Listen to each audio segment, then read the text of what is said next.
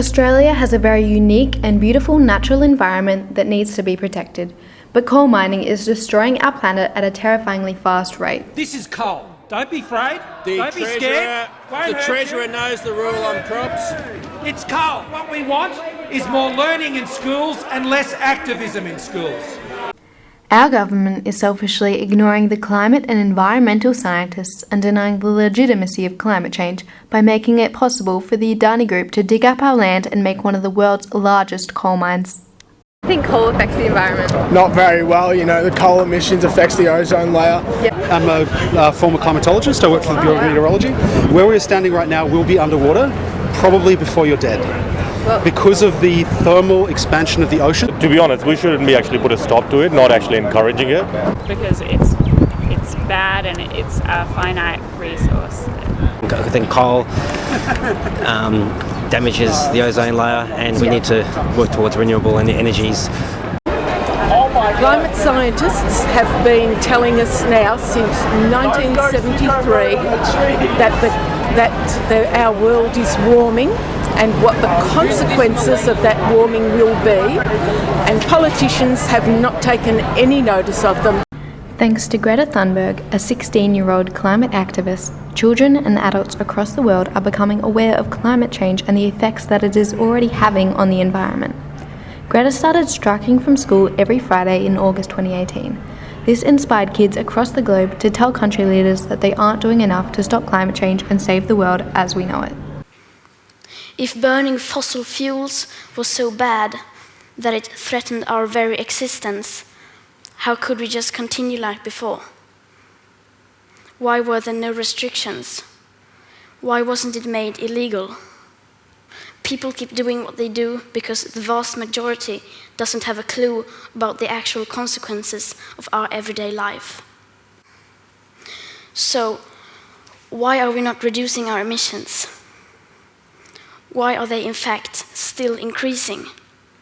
We're striking for the climate! This is what democracy looks like!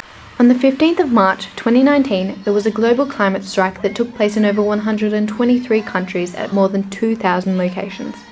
This student strike made history with more than 1.4 million people, mostly students, skipping school to raise awareness of the climate crisis and to let country leaders know how we feel about burning fossil fuels.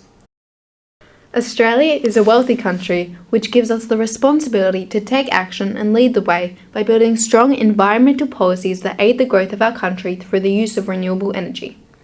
We have all of the resources and money that is needed to protect our planet, so why isn't our government working towards clean air, oceans, and maintaining a livable climate?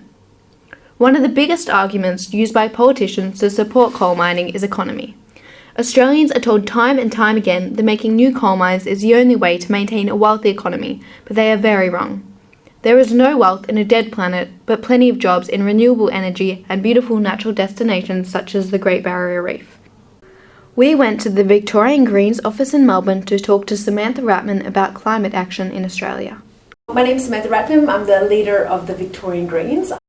The Greens are a party for the environment and social justice. It's in our DNA, it's who we are, and it's how we were formed. When we see projects like this being talked about and being proposed, the Greens have always been one of the first people to say this is not a good idea, and doing everything that we can at the political level, particularly in the parliaments that we're elected to, whether that's federal, state or local government, to try and stop these really dangerous projects from going ahead. Young people should continue their absolute strident demand that federal, local and state politicians in this country do more to act on climate change. So I say keep going, get louder, get stronger, and do not shy away. We have to get out of coal if we're going to protect our environment from dangerous climate change. The Greens have been really opposed to the Adani project, along with thousands of other Australians who, when you get to know more about this project, you realise it just doesn't stack up from any perspective. Number one, environmentally, we know we have to stop burning coal if we're going to have any chance to save our planet from climate change. Yet, this project proposes the biggest coal mine that Australia's ever seen, and we're worried that it'll open up other coal mines in the Galilee Basin. Doesn't make sense environmentally, doesn't make sense economically. We know that renewables are going to provide the jobs of the future, and it feels like such a backward step to go back to coal when we've got to embrace renewable energy. Well, we should be accelerating our move towards renewable energy. We should be ending our reliance and have a transition plan to get out of burning fossil fuels and coal, for example. Our reliance on gas is another big thing in Australia. We need to restore our environment. So many parts of our natural environment are threatened. We've got biodiversity now declining at rates that we hadn't seen before. We've got to do more to save our Great Barrier Reef. We've got farmers who are suffering in drought, and we know that's now caused by climate change too. We've got bushfires as well. We need climate environmental policy to be front and centre of any government that's going to take the helm come the next federal election. The Great Barrier Reef is the largest coral reef in the world at 344,400 square kilometres. It is one of Australia's most popular tourist destinations, and for a very good reason. The coral and fish that occupy this area attract more than $5 billion annually from tourism.